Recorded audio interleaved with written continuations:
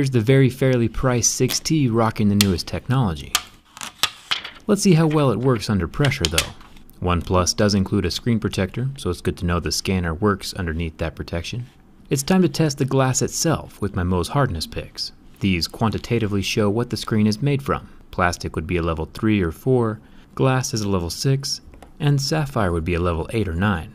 The OnePlus 6T is using Gorilla Glass 6, and also scratches at a level 6, right on par with other flagships. One thing other major flagships don't have though is the in-screen fingerprint scanner. Since the fingerprint scanner is under the glass, it's pretty well protected. My razor blade won't do any damage, keys don't scratch tempered glass, nor coins. But hypothetically, let's say it did get scratched. I'll take my level 6 Mohs tool and scratch the glass.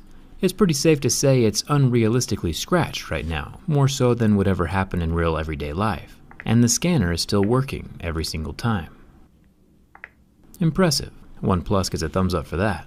Up here at the top of the screen we have the little baby notch, kinda cute. It's got its one sensor that doubles as the front 16 megapixel camera, face unlock, and proximity sensor. Above the notch is the tiniest slit of an earpiece. Hopefully call quality isn't sacrificed, because this thing is almost non-existent. It's about the same thickness as my razor blade. OnePlus is again sticking with the same black anodized aluminum. You can see the silver metal glinting underneath the anodized layer. The power button is made from metal, along with the volume buttons, and the dual SIM card tray. I do see a water-resistant rubber ring around the SIM card tray, so that's good, but no expandable memory. The biggest flaw so far, though, is the lack of headphone jack. I can only assume OnePlus removed the jack to sell more of their wireless bullet headphones. The bullets are good, don't get me wrong, but it's unfortunate that we can't have both worlds. Listen to this though. You can hear the difference in texture over the logo. On the midnight black version of the OnePlus 6T, OnePlus has frosted the outer layer of the glass, just like the Pixel 3. It's a more subtle frosting, not as prominent, but the cloudiness is abrasive enough to start sanding down my softer metal tools, like my pry tool, and it leaves marks. Since the frosting is more gentle though, the marks wipe off, but still, frosting is a dangerous game when it comes to a clean-looking device. You definitely never want your keys and phone in the same pocket.